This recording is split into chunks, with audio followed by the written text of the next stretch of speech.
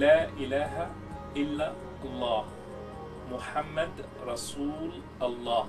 La means no. La ilah, God. Ilah, Allah, ilah. Yeah. La ilaha illallah. This is a kind of negation with confirmation. Negative confirm. La ilaha illallah. No one but God. So you'll see that no one but God. Literally, it is La ilaha illallah. The second and fourth word is the same word. This is God. No, La ilaha illallah. So La illa means the same negation, and God the same.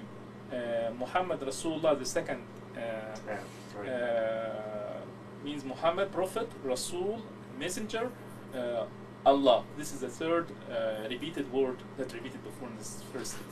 Absolutely not, because this is my native language, and I used to read the Quran frequently. We have classical Arabic, we have standard Arabic, we have then colloquial Arabic. It's a number of dialects. So we have several adaptations of the classical Arabic language. Of course, now people, very few are speaking classical Arabic, because this is the language of the Quran, and it is used in specific situations. But the Egyptian people, many people speaking Egyptian modern standard Arabic.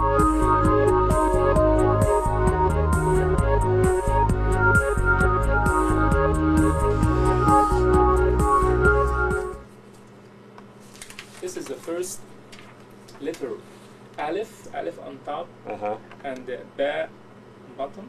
So we have Alif and Ba and Ta. So it is similar to Ba. We have two dots on the top of that. It seems like a plate. A blade? A plate. A plate? Yeah, a plate, yeah. Okay. It's similar to a plate or a cup or anything. Okay. And then two dots on top of that, and you would call that a T. That's a T sound. Yeah. Okay. Ta, not Ta. T in English. It is T in English, but in Arabic ta. The next one that looks just like it is the TH, which some languages don't even have. Think of French, and you have three versions of it. So give us the first one, which is the TH that would be in the word. It's the same, but just we add one dot on the two dots. Okay, so that's the TH, that bottom letter. Yes.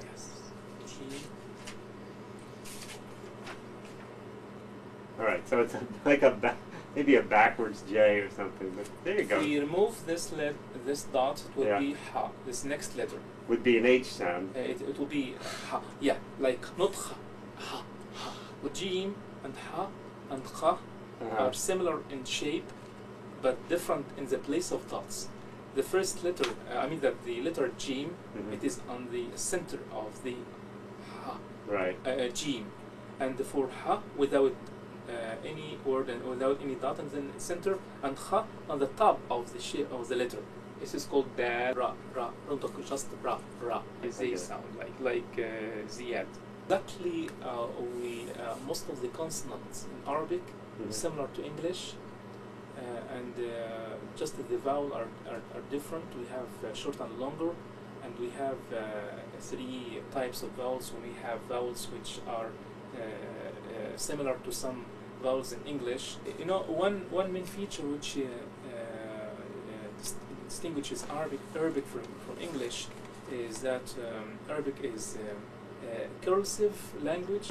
All the characters interlocked together. Okay. We have Kufi, that's in Iraq. We have Naskh, and we have other ways of writing. And what is interesting this is because Arabic is classified as a Semitic language, right. and this places it in the group of languages like Hebrew and Ethiopic.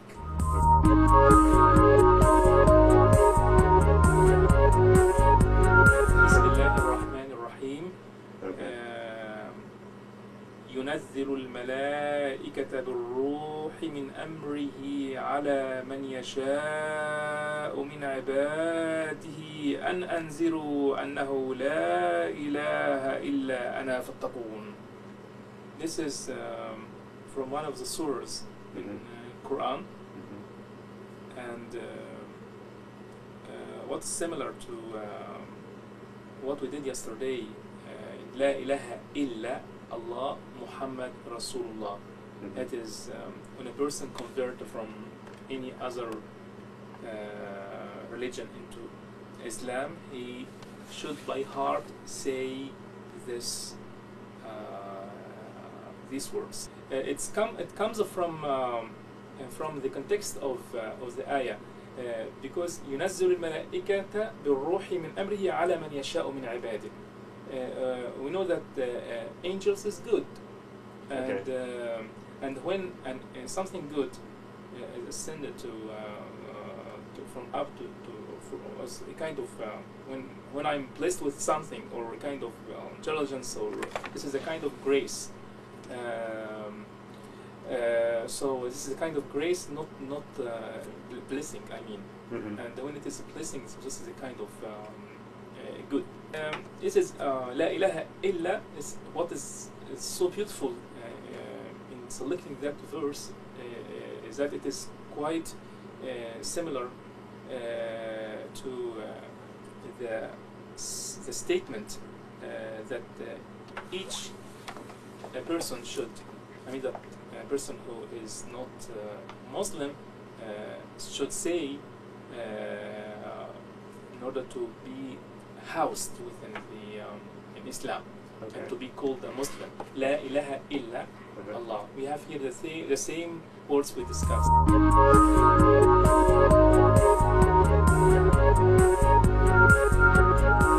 Like movement, like movement in pronunciation. This is called movement. Like in Saw, we have, this is the beginning of a surah with the same word, with the same thought, same title. Of course, Quran is beautiful. Let me tell you something. From Surah Ar-Rahman. I'll just as a couple, the first few verses. Bismillahir Rahmanir Rahim. Ar-Rahman علم القرآن خلق الإنسان علمه البيان الشمس والقمر بحسبان. To the end of the surah. Arabic itself is the national language. Since I'm coming from Egypt, it is the national language of Egypt, and this language is one of the major languages, since it is spoken in 17 countries and by 17 countries, yeah, and by 120 million people, and because it is the language of the Quran, it has the significance to millions of people who are not native speakers of Arabic. We have differences. Like the classical Arabic, this is the Arabic, the classical language of the Quran, and then we have, and that classical Arabic is different from the dialects. We have 9 dialects. Like for example, a person coming from Iraq or from Lebanon, for sure he struggles to understand me coming from Egypt. but sooner or later we understand each other. Like in Lebanon, for example, or I say show in Arabic, we say marhaba when you welcome someone.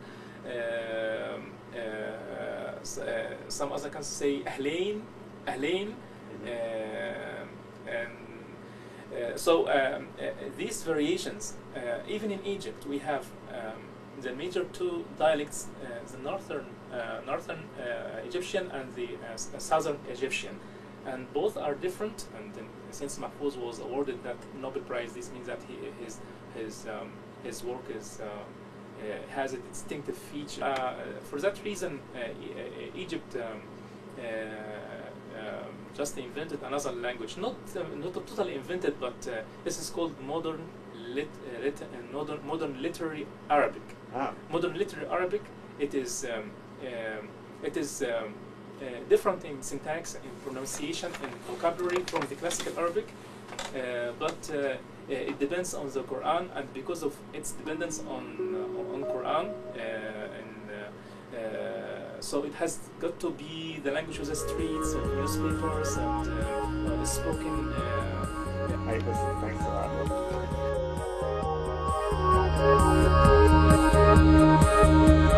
lot.